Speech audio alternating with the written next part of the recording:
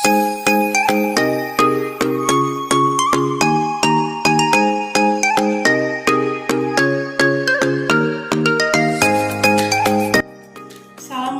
warahmatullahi wabarakatuh. Perkenalkan, nama saya Trio Presiarta dari kelas PGMI 04 2019. Di sini saya akan menjelaskan atau memaparkan materi tentang ekosistem. Silakan simak video berikut ini. Assalamualaikum warahmatullahi wabarakatuh. Halo anak-anak, jumpa lagi kita pada pertemuan berikut ini. Sebelum memulai pelajaran pada hari ini, ada baiknya kita berdoa terlebih dahulu. Berdoa dimulai. Berdoa selesai.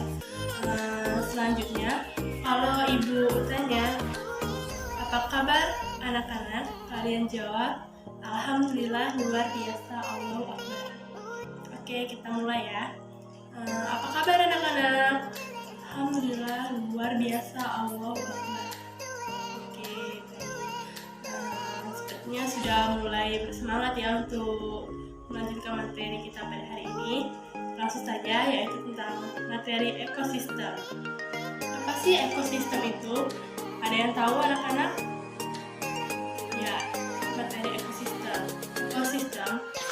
Ekosistem adalah suatu sistem ekologi yang terbentuk oleh hubungan timbal balik antara tamu dengan lingkungan, dan ekosistem dapat dianggap sebagai suatu tatanan atau kesatuan secara utuh dan menyeluruh antara semua elemen lingkungan yang mempengaruhi satu sama lain. Adapun contoh gambarnya berikut ini.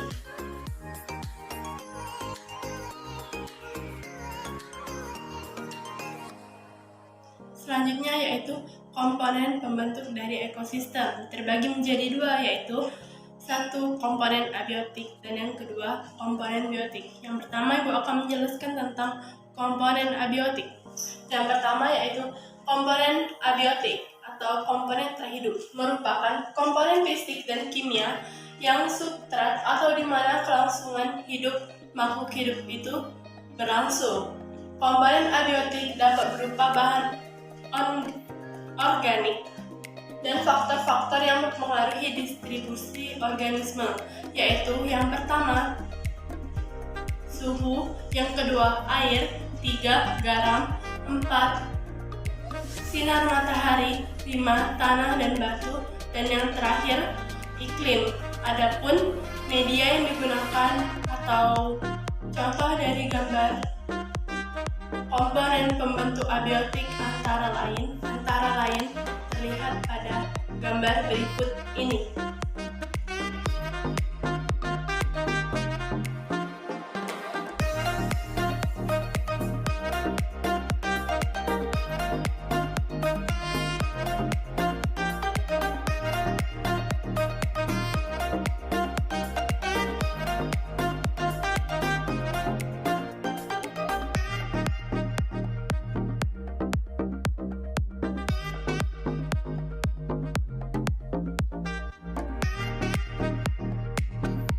Yang kedua yaitu komponen biotik. Komponen biotik biasanya digunakan untuk merujuk kepada sesuatu yang hidup atau organisme atau komponen yang membentuk suatu ekosistem lain. Selain komponen abiotik tak bernyawa, berdasarkan peran dan fungsi makhluk hidup, dapat dibagi menjadi dua macam, yaitu yang pertama heterotop atau konsumen, dan yang kedua pengurai atau dekomposer. Baiklah, Ibu akan menjelaskan yang pertama, heterotop atau konsumen. Komponen heterotropik terdiri dari organisme yang memanfaatkan bahan-bahan organik yang disediakan oleh organisme lain sebagai makanan. Komponen heterotropik disebut konsumen makrofagotrop karena makanan dimakan lebih kecil. Diklasifikasikan manusia heterotropik, hewan jamur, dan mikroba. Yang kedua yaitu pengurai. Pengurai organisme yang diguraikan bahan organik yang berasal dari organisme mati Pengurai konsumen juga disebut makroskotrop karena makanan dimakan dalam ukuran yang lebih besar. Organisme pengurai menyerap sebagian dekomposisi dan melepaskan bahan sederhana yang dapat digunakan kembali oleh produsen. Diklasifikasikan sebagai pengurai adalah bakteri dan jamur. Ada juga pengurai disebut detritivor hewan, yaitu yang memakan membusukkan sisa-sisa bahan organik, misalnya kutu kayu dan lain-lain. Pengurai atau dekomposer terbagi menjadi 3, yaitu yang pertama aerobik, yang kedua anaerobik, dan yang ketiga yaitu fermentasi. Aerobik, oksigen adalah akseptor elektron atau oksidan. Anaerobik, oksigen tidak terlibat, bahan organik sebagai akseptor elektron atau oksidan. Dan fermentasi adalah oksidasi anaerobik bahan organik tetapi juga sebagai akseptor elektron. Komponen ini di satu tempat dan berinteraksi membentuk suatu ekosistem yang teratur. Misalnya dalam suatu ekosistem akuarium. Ekosistem ini terdiri dari ikan sebagai komponen heterotropik, tanaman air sebagai komponen heterotrop, plankton mengembang di air sebagai komponen pengurai, sedangkan termasuk komponen abiotik adalah air, pasir, oksigen yang terlarut dalam air. Baiklah, selanjutnya kita akan membahas tentang ketergantungan. Apa sih ketergantungan itu?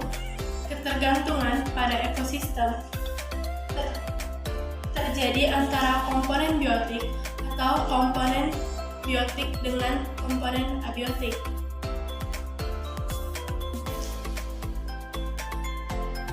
Contoh komponen biotik yaitu 1. Rantai makanan, dan yang kedua yaitu jaringan makanan. Baiklah, terlebih dahulu Ibu akan menjelaskan tentang rantai makanan. Apa sih rantai makanan itu? Rantai makanan yaitu perpindahan materi dan energi melalui proses makan dan dimakan oleh urutan tertentu. Setiap tingkat dari rantai makanan disebut tingkat tropit atau tingkat trofi. Karena organisme yang pertama mampu menghasilkan zat makanan nabati, tingkat trofi pertama selalu diduduki oleh tanaman hijau sebagai produsen. Baiklah, lanjut ke yang kedua yaitu jaringan makanan. Jaring makanan yaitu rantai makanan yang saling berhubungan satu sama lain untuk membentuk net. Jaring makanan terjadi karena setiap spesies hidup tidak hanya makan satu jenis makhluk hidup lainnya. Setelah penjelasan tentang ketergantungan antar komponen biotik, selanjutnya Ibu akan menjelaskan tentang ketergantungan antara komponen biotik dan komponen abiotik. Yang pertama yaitu siklus karbon, yang kedua yaitu siklus air, yang ketiga siklus nitrogen, dan yang keempat yaitu siklus sulfur. Siklus ini berfungsi untuk mencegah bentuk materi menumpuk pada suatu tempat. Aktivitas manusia telah menciptakan sebuah sistem yang awalnya siklik menjadi non-siklik. Manusia cenderung mengganggu keseimbangan lingkungan. Baiklah, selanjutnya kita akan masuk ke materi tipe-tipe ekosistem. Tipe-tipe ekosistem terbagi menjadi 3 tipe, yaitu yang pertama akuatik, yang kedua terestrial, yang ketiga buatan. Baiklah, pertama-tama Ibu akan menjelaskan tentang akuatik. Ekosistem akuatik terbagi menjadi 7 bagian, yaitu yang pertama ekosistem air tawar. Karakteristik ekosistem air tawar antara lain variasi suhu yang tidak mencolok, kurang penetrasi cahaya, dan dipengaruhi oleh iklim dan cuaca. Mayoritas tanaman adalah jenis ganggang, sedangkan tanaman biji lainnya. Baiklah, yang kedua yaitu ekosistem laut. Habitat laut ditandai dengan salinitas, kadar garam yang tinggi dengan ion silver mencapai 55%, terutama di laut tropis. Karena suhu tinggi dan penguapan besar, di daerah tropis suhu laut sekitar 25 derajat Celcius. Dan yang ketiga yaitu ekosistem estuari. Apa itu ekosistem estuari? Ekosistem estuari merupakan sungai bergabung laut. Muara sering ditutupi oleh lempengan besar, intertidal lumpur atau garam, rawa-rawa. Ekosistem muara merupakan produktivitas yang tinggi dari kaya nutrisi. Selanjutnya yaitu ekosistem pantai. Ekosistem pantai dinamakan demikian karena yang paling banyak tumbuh di pesisir tanaman kandungan yaitu Euphormia, pes, gravel, berdebar, gelombang, dan tahan angin. Tumbuhan yang hidup di ekosistem ini menyebar tebal dan subur. Selanjutnya yaitu ekosistem sungai. Sungai ini adalah badan air yang mengalir dalam satu arah. Sungai air dingin yang jelas mengandung kurang sedimen dan makanan. Aliran air dan gelombang secara konstan memberikan oksigen dalam air. 6 yaitu ekosistem terumbu karang. Ekosistem ini terdiri dari karang di dekat pantai. Ekosistem ini adalah efisiensi yang sangat tinggi. Hewan-hewan yang hidup di organisme mikroskopis, karang memakan dan sampah organik lainnya. Yang ketujuh, ekosistem laut dalam. Lebih dari 6.000 m, biasanya ada tele laut dalam laut memancarkan cahaya sebagai produsen stimulus karang dengan bakteri tertentu. Yang ke-8, ekosistem lamun. Lamun atau seagrass adalah kelompok tumbuhan berbunga yang hidup di lingkungan laut. Tumbuhan ini hidup di habitat perairan pantai yang dangkal. Itulah penjelasan dari ekosistem akuatik. Selanjutnya kita akan memasuki materi tentang ekosistem terestrial atau ekosistem darat. Yang pertama yaitu hutan hujan tropis. Hutan hujan tropis berada di daerah tropis dan subtropis. Karakteristik adalah 200-225 ciri hujan tropis per tahun. Relatif banyak spesies pohon, spesies berbeda satu sama lain. Tergantung pada geografi tinggi pohon utama antara 20-40 meter, cabang-cabang pohon tinggi dan daun untuk membentuk hut atau kanopi. Yang kedua yaitu sabana. Sabana tropis berada di daerah dengan curah hujan 40-60 inci per tahun, tapi temperatur dan kelembapan masih tergantung pada musim. Sabana adalah terluas di dunia adalah di Afrika, tetapi di Australia juga ada sabana yang luas. Selanjutnya yaitu yang ketiga adalah padang rumput. Padang rumput di daerah yang membentang dari daerah tropis ke subtropis. Ciri-ciri padang rumput adalah sekitar 25-30 cm dari curah hujan per tahun. Curah hujan tidak teratur, porositas atau penyerapan air tinggi, dan dianise aliran cepat. Yang keempat adalah gurun. Gurun yang terletak di daerah tropis yang berbatasan padang rumput. Ciri-ciri ekosistem gurun: gersang dan curah hujan rendah 25 cm per tahun. Perbedaan suhu antara siang dan malam sangat besar. Hutan gugur. Apakah hutan gugur di daerah beriklim yang memiliki 4 musim? Karakteristik: curah hujan merata sampai tahun, spesies pohon kecil 10 sampai dengan 20 dan tidak terlalu ketat. Yang kelima yaitu taiga. Taiga yang tergantung di belahan bumi utara dan di pesisir gunung tropis itu fiturnya adalah suhu rendah di musim dingin. Hutan taiga biasanya terdiri dari satu spesies seperti conifer, pinus, dan sejenisnya. Selanjutnya yang ketujuh adalah tundra. Tundra di belahan bumi utara, di lingkaran Afrika, dan ditemukan di puncak gunung yang tinggi. Pertumbuhan tanaman di daerah ini hanya 60 hari. Selanjutnya yaitu yang ke-8 atau yang terakhir adalah kars atau batu gamping atau batu gua.